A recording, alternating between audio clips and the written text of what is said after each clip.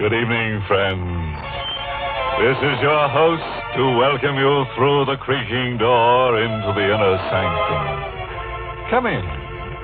Come on in and join my wispy white friend. Oh, you're shivering. Cold? Well, don't let it throw you. Just remember that many are cold, but few are frozen. Oh, yes, your sheet is reserved for you. But please don't tear it. Remember the high ghost of living.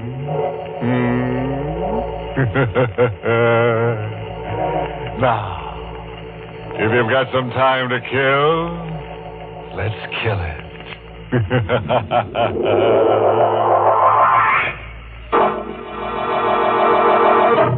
Tonight's Inner Sanctum mystery, The Judas Clock, was written by Frederick Matho and stars Barry Kroger in the role of Sebastian with Lawson Zerbe as Andrew. Now, all comfortable and tense? Good. Now, I want to warn you, if you feel a pair of thin, cold hands passing over your face, don't be frightened. The hands belong to a clock. A monster called Cleopatra's clock. It's a very unusual clock. For years, it's been giving people the works. The story is really the story of Sebastian Packer. Since this clock can only murder, since it can't talk, we let Sebastian speak for it. I'm a clockmaker. I carry on the profession my father taught me in London. I like clocks, all that is but one. For 30 years, I've looked for a certain clock and a certain man. The clock is known to collectors as Cleopatra's clock. The man I swore to kill when, as a boy of 14, I closed my father's glazing eyes and wiped the froth of blood from his lips.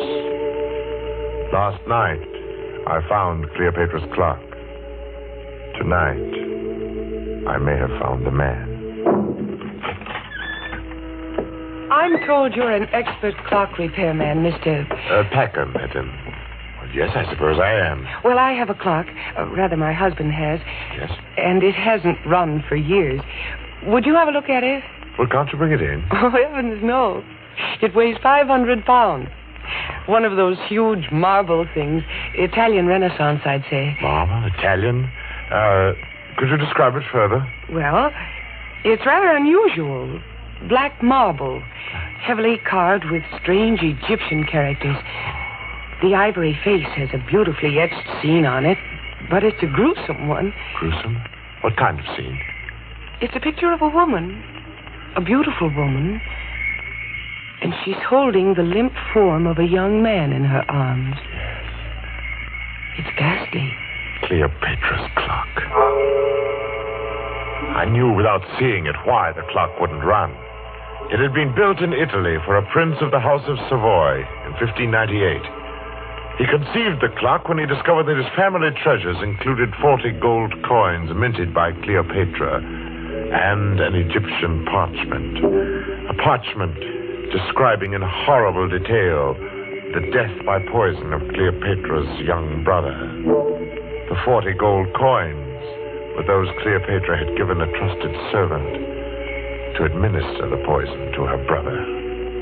The writer of the parchment had slain the servant for his treachery and carried the coins with him to Rome.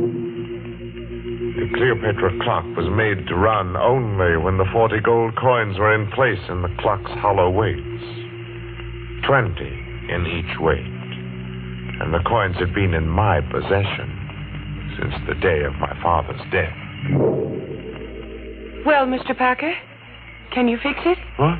Oh, sorry. Daydreaming. Yes, of course. Does Mr. Arnold. Does Mr. Arnold know that you're having the clock repaired? No, we've only been married a few weeks, and I'd like to have it working when he comes back to town tomorrow. Sort of a surprise. I see. I'll be there in half an hour, Mrs. Arnold.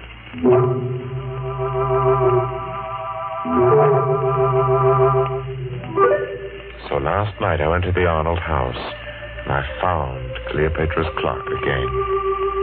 Its 6 feet of black marble, glistening. Its pendulum, motionless.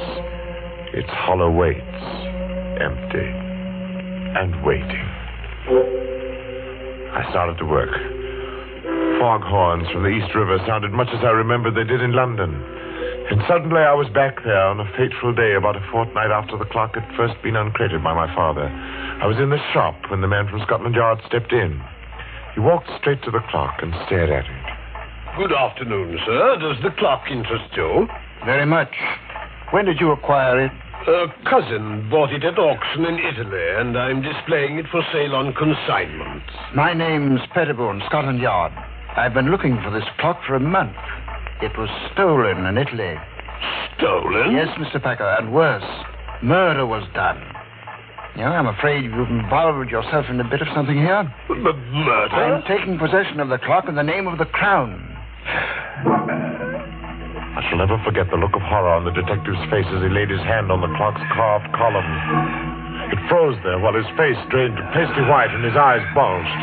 He opened and closed his mouth soundlessly and crumpled to the floor, his hands to his throat. He was still and twisted and very dead. Mr. Pettibone had died of a heart attack the moment he took possession of the clock. My father wanted time to think, so I helped him drag Pettibone into the stockroom. I went to my quarters. I dozed fitfully to awake hours later at the sound of angry voices. Well, Cousin Andrew, you've done me a fine turn, haven't you? I've told you I didn't mean to kill the old girl. It was an accident.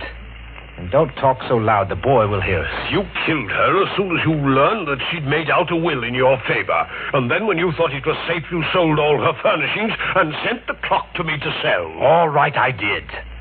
And you're in it to the ears. I'll go to the police. And how will you explain poor stiff Mr. Pettibone lying in your stockroom all this while? Well, Besides, there's nothing to fear. Now that Pettibone is gone. He was the only one who suspected me. Now, you're the only one who knows. I'll crate this cursed black monster tomorrow, and you leave with it. And will you also crate Mr. Pettibone? Oh. Look, I have a plan. Here, sit down in this chair right here. And I'll show you how we can solve the whole thing. My young heart beat with a wild dread as I listened. I could only see Cousin Andrew's back, but I could see Father seated dejectedly in the chair near the black marble clock, his head in his hands. It was midnight. All the clocks in the shop began striking the hour, and louder than all the rest was the chime of the evil clock. If only then I'd known, I might have done something. 8, 9, 10, 11, 12. And before my horrified eyes, the heavy marble piece leaned slowly from the wall and crashed across my father's back. Cousin Andrew stood facing my father as the clock pinned his frail form in the crushed chair. It choked him. He made little, pitiful sounds, his eyes begging for life. But my cousin Andrew just stood his back to me and watched. Thundering sinners, you die hard. Then Cousin Andrew ran from the shop, crying for help, would claim an accident. I raced into the shop. My father was dead. I choked back my tears. I closed his poor, staring eyes. Then, for some reason, I thought of the coins in the clock's weights. I took them and I ran from the shop. The blood-stained gold pieces jangling merrily in my pocket.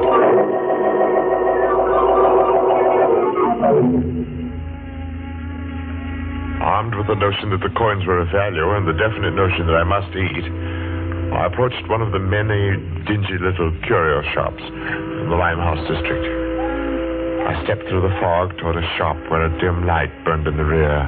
Every inch of wall and ceiling was hung with curios. Old armor, swords, shields. I would have run out, but a wizened, apish man barked at me from the rear. Well, what do you want? I have something to sell. What have you got? I have 40 gold pieces, sir. They're supposed to have been the coins Cleopatra paid a servant to poison her brother. I twist the scrawny neck off of you. You're pulling my leg, eh? Oh, no, sir, I'm not pulling your leg, sir. Here they are. Blimey. Gold, right enough. Where did you cop them? I didn't steal them. They belonged to my father. Oh, it's a likely tale. Will you buy them, sir? Oh, buy 'em, he says. Buy 'em. You get out of here before I cause a bobby, you scamp. Go on, now, get out. Give me back my coins. Get out or I'll come about and fetch you a sound one. The ugly brute came toward me. He held my coins clutched in a tight, hairy fist. Before I could move, he'd struck me the wall with a clatter. And then it happened. As I hit the wall, my eye caught a metallic gleam above me. I leaped back instinctively. As the hairy arm thrust at me again, a heavy metallic object dropped from the ceiling. It struck across the forearm of the clenched fist. I stared first at the man's gaping mouth, then at the great bleeding gash in the arm he clutched with his other hand, at the blood that dripped on the object that had struck him. It was an ancient headsman's axe. The gaping mouth opened and closed, making no sound. And then, with a moan of horror, the pawnbroker crumpled to the floor. I clamped my mouth upon a cry of panic. I stooped to gather all the coins that had fallen from the man's hand. Blood made them slippery. Thrusting them into my pocket, I stumbled, whimpering in fright, through the shop and into the night. And the fog of London never swallowed a more frightened and a more lonely boy.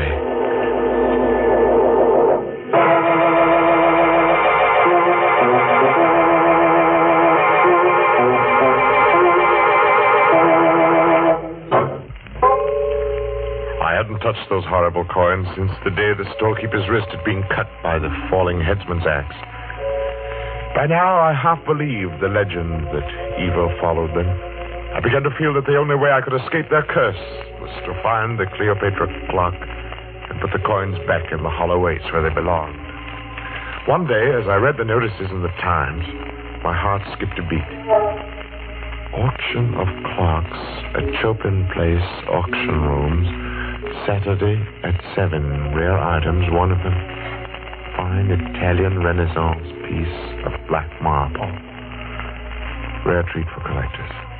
Come early. I went early. I was the auction room's first visitor. At the rear of the shop, a balding, dim-lit-eyed man looked up, appraised me as poor in prospects, and turned back to his paper. I felt the 40 gold coins in my pocket as I sauntered casually towards the black, gleaming clock. Other clocks about were ticking. Only the pendulum of the Egyptian clock remained motionless. As I cautiously opened the glass door of the clock to reach for the hollow weights, I seemed to hear my father's words again. It's an evil clock, son. Evil as Satan himself.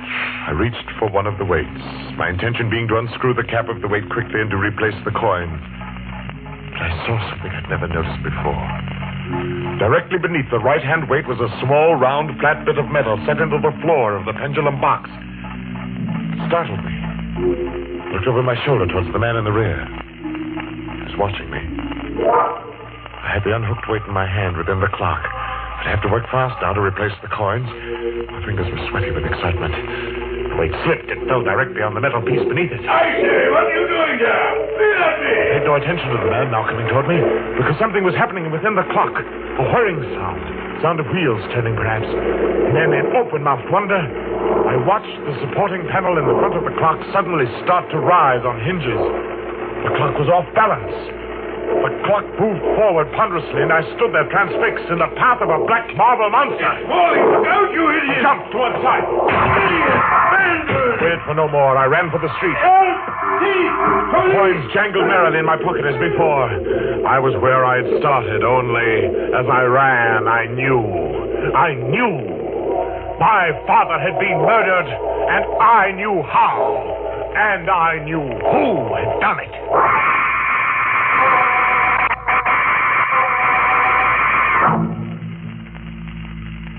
I walked for miles, trying to pull myself together. I wandered aimlessly, or so I thought. But fate had traced my path before me, because I was startled to find myself staring into the shop window of a rare coin dealer named Megaroyd. I walked into the shop. Mr. Megaroyd seemed a nice little man.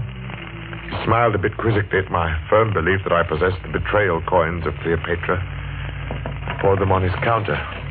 Oh, I say, you could be right, you know.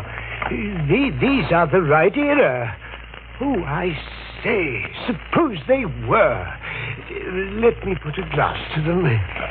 Would they be worth a great deal, even if they weren't? Well, let me see. Oh, yes, gracious, yes, they are nearly new. Fine condition. They should be worth a great deal as collector's items. Well, Mr. Megaroyd, I feel there's something I ought to tell you about these pieces. Yes? That's not important. Oh, well, now, just a moment. I have a catalogue on this Egyptian era in my show window. I'll fetch it just a jiffy. The coins lay on the counter. I watched Mr. Megaroyd run down the aisle. As he approached the display window, his foot caught in an electric wire which lay across the floor. The lights went out, and I saw him pitch forward. Mr. Megaroyd!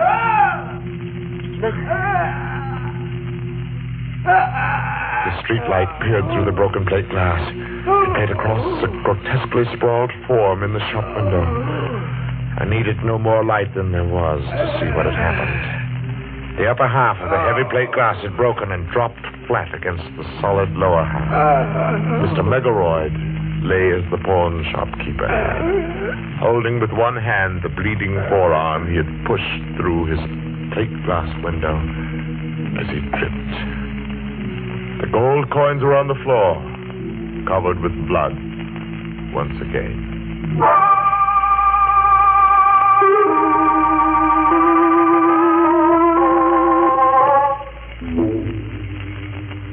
And tonight, I will find out if Mr. Arnold is Cousin Andrew. If he is, I shall feel no remorse in killing him. While working to repair the clock last night, I discovered that my father's accidental death had been a well-conceived, diabolical murder. If the right-hand weight was heavier than normal, thus reached the floor of the clock on the 12th stroke of midnight, it tripped a trigger, which collapsed the base of the clock and caused it to fall forward. My father had died on the 12th stroke of midnight. Have you finished, Mr. Packer? No, Mrs. Arnold. I'll have to come back tomorrow night. What time do you expect Mr. Arnold tomorrow? Oh, about 11, I'd say. Will you be finished by then? Well, I think so. I'll have to take these weights to the shop with me, though. Something has to be added.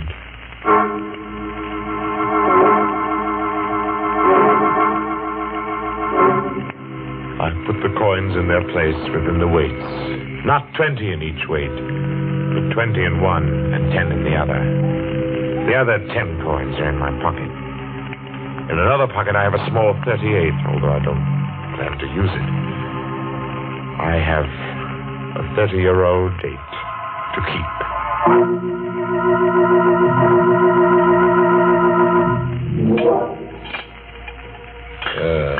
Think you'll have it fixed in time to strike midnight? Oh, yes, Mr. Arnold. It will strike at midnight. There we are. Weights are in place now. And let's see, it's exactly 5 minutes before midnight. I set the hands, and then just a little shove on the pendulum. So. And Cleopatra's clock ticks again. It wakes from a 30-year sleep, eh? Cousin Sebastian? Cousin? Well, that's what I wanted to tell you. My wife told me your father owned this clock in London. Yes. Then I was your father's cousin. So you are Sebastian Packer. The little boy who ran away that night. And you were Cousin Andrew. Yes. But seriously, I don't know how much you know of that horrible night when your father was killed. I know the clock fell on Father. I heard the sound from my room. I was frightened. I came down the stairs later, in time to see them carry Father away. He was all covered up. Well, that was why I didn't find you in your room afterward. It happened so fast. Yes. We were sitting, talking. The clocks in the store were striking 12. Suddenly, the base of Cleopatra's clock seemed to cave in, and... I know. I bought the clock at an auction a few years later. Sentimental, I guess. Yeah. Had it all fixed. It's good and solid now. I saw to that. Yes. Well, I think I'd better run along now, Cousin Andrew. Oh, nonsense. Let's make up for lost time and get acquainted. Well... Come now. I have some fine old port from England here. Sit down a while. No, not that chair. This one's a lot more comfortable. Oh, very well. It's a funny thing, when you work with clocks as long as I have, you get to be quite philosophical about time. Oh, is that so? How? Well, here I sit by the big clock, just as my father said 30 years ago. Do you know how many seconds ago that was, Cousin Andrew? No, do you? Well, there are 350,360,000 seconds in 10 years. That would be 946,080,000 seconds in 30 years. You've got quite a mechanical mind, Sebastian. Here, try this port here. Okay. Here's to Father.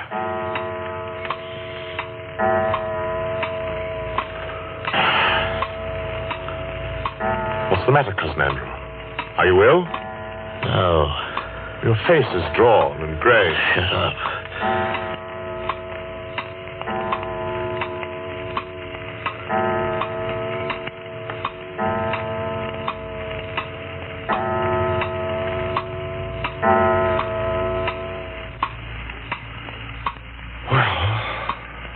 Andrew, it's late. It's after midnight. Better go. I say, you do look awfully ill. No, I don't care. Thundering sinners. Where are you going? Don't go. I must go, Cousin Andrew. I told the patrolman near my shop that I would like him to meet me at 20 after midnight. The patrolman? Yes. But here, sit down and relax. Take my chair. It's more comfortable. Well, you're shaking like a leaf. Now, you just sit quietly. I'll see myself out. Thundering sinners. Good night, Cousin Andrew.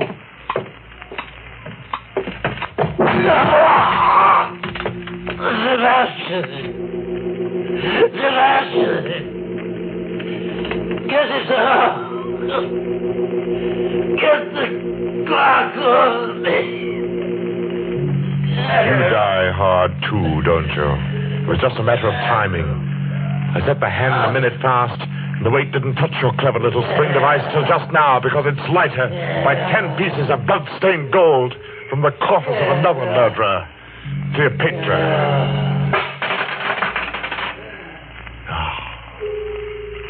Rest easy, Father.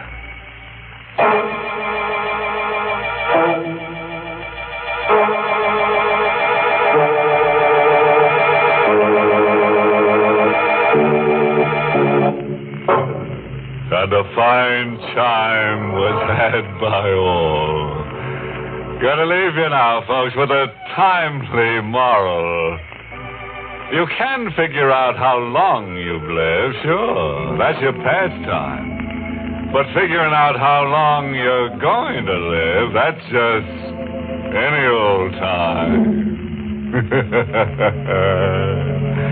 Oh, yes, by the way, this story should teach you another lesson. Never complain when you have to work late. Remember that overtime is certainly better than undertime.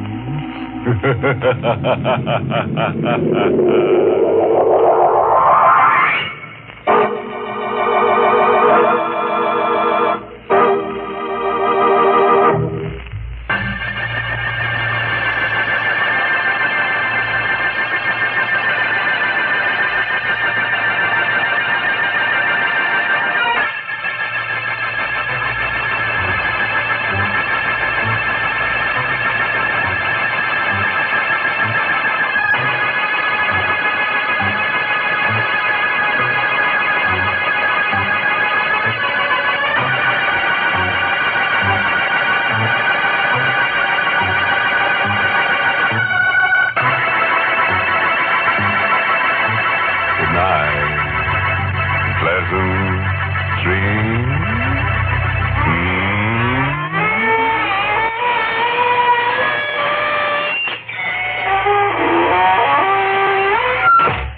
Inner Sanctum was heard in the United States over CBS, the Columbia Broadcasting System, and has been rebroadcast for servicemen and women overseas. This is the United States Armed Forces Radio Service, the voice of information and education.